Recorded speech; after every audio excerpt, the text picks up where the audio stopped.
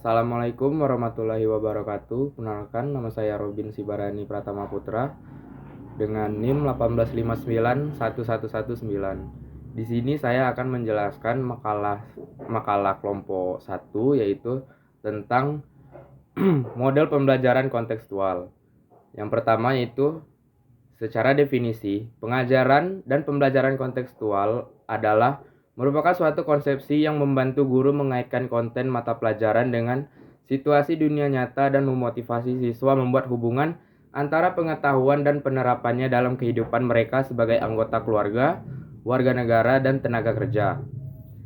Yang kedua, adapun beberapa alasan mengapa perlunya diterapkan pembelajaran kontekstual. Yang pertama yaitu sebagian besar waktu belajar sehari-hari di sekolah masih didominasi dengan kegiatan penyampaian pengetahuan oleh guru. Sementara siswa dipaksa memperhatikan dan menerimanya sehingga tidak menyenangkan dan memperdayakan siswa. Yang kedua, materi pembelajaran bersifat abstrak, teoritis, dan akademis. Tidak terkait dengan masalah-masalah yang dihadapi siswa sehari-hari di lingkungan keluarga, masyarakat, alam sekitar, dan dunia kerja. Yang ketiga, penilaian hanya dilakukan dengan tes yang menekankan pengetahuan, tidak menilai kualitas dan kemampuan belajar siswa yang autentik pada situasi yang autentik itu sendiri. Yang keempat, sumber belajar masih terfokus pada guru dan buku, lingkungan sekitar, dan belum dimanfaatkan secara optimal. Lalu, ada 5 elemen yang harus diperhatikan dalam praktik pembelajaran kontekstual ini sendiri. Yang pertama, pengaktifan pengetahuan yang sudah ada. Yang kedua, pemerolehan pengetahuan baru dengan cara mempelajari secara keseluruhan dulu, kemudian memperhatikan detailnya. Yang ketiga, pemahaman pengetahuan, yaitu dengan cara menyusun. Yang kedua, konsep sementara atau hipotesis. Yang ketiga, melakukan sharing kepada orang lain agar mendapat tanggapan atas dasar tanggapan itu. Yang keempat, konsep tersebut direvisi dan dikembangkan. Lalu selanjutnya, mempraktikkan pengetahuan dan pengalaman tersebut. Yang kelima, melakukan refleksi terhadap strategi pengembangan pengetahuan tersebut. Itu saja penjelasan dari saya. Selanjutnya akan dilanjutkan oleh rekan saya. Terima kasih. Perkenalkan, nama saya Jenny Apeliansi dengan NIM 19591112 dari Prodi PGM 5D.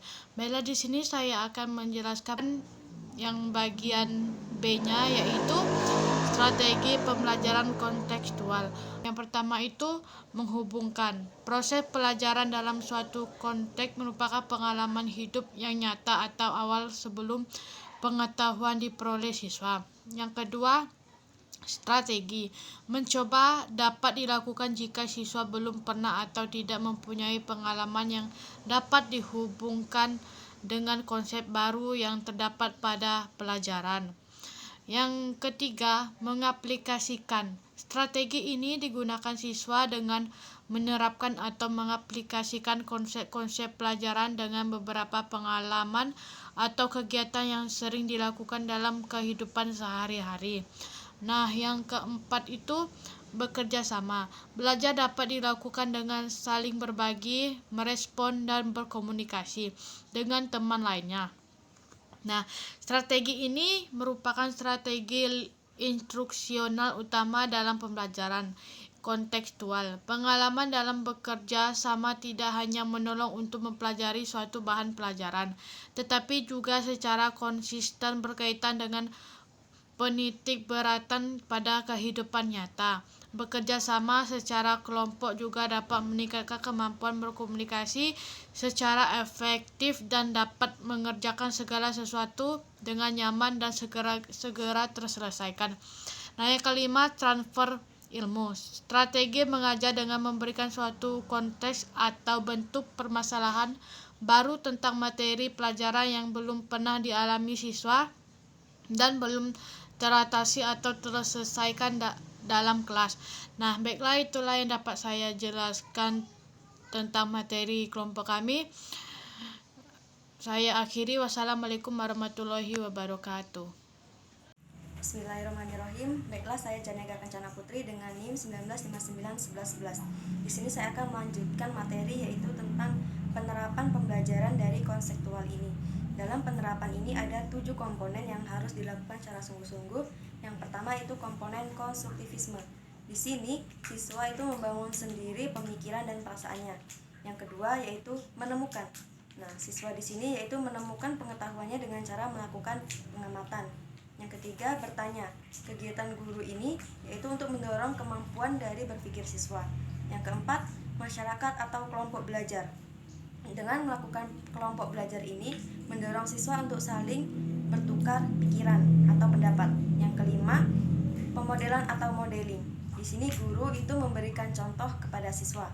Dan yang keenam, refleksi atau mengulas kembali dari materi belajar. Yang terakhir, penilaian autentik atau melakukan evaluasi pembelajaran. Assalamualaikum warahmatullahi wabarakatuh.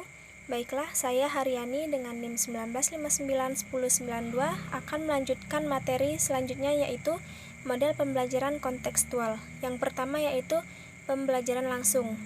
Inti dari model pembelajaran langsung adalah guru mendemonstrasikan pengetahuan atau keterampilan tertentu. Selanjutnya, melatih keterampilan tersebut selangkah demi selangkah kepada siswa. Teori pembelajaran yang melandasi model ini adalah teori behavioristik.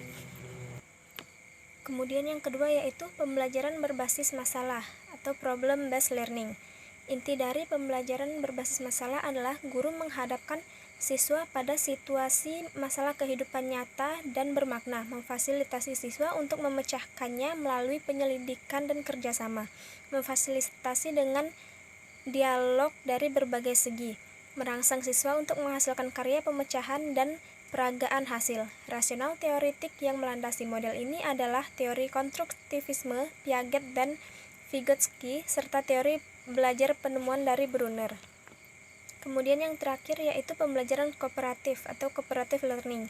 Inti model pembelajaran kooperatif adalah siswa belajar dalam kelompok-kelompok kecil yang anggota-anggotanya memiliki tingkat kemampuan yang berbeda.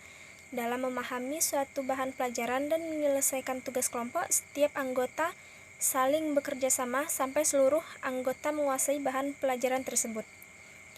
Baiklah, hanya itu yang dapat kami jelaskan. Lebih dari kurang kami mohon maaf. Wassalamualaikum warahmatullahi wabarakatuh.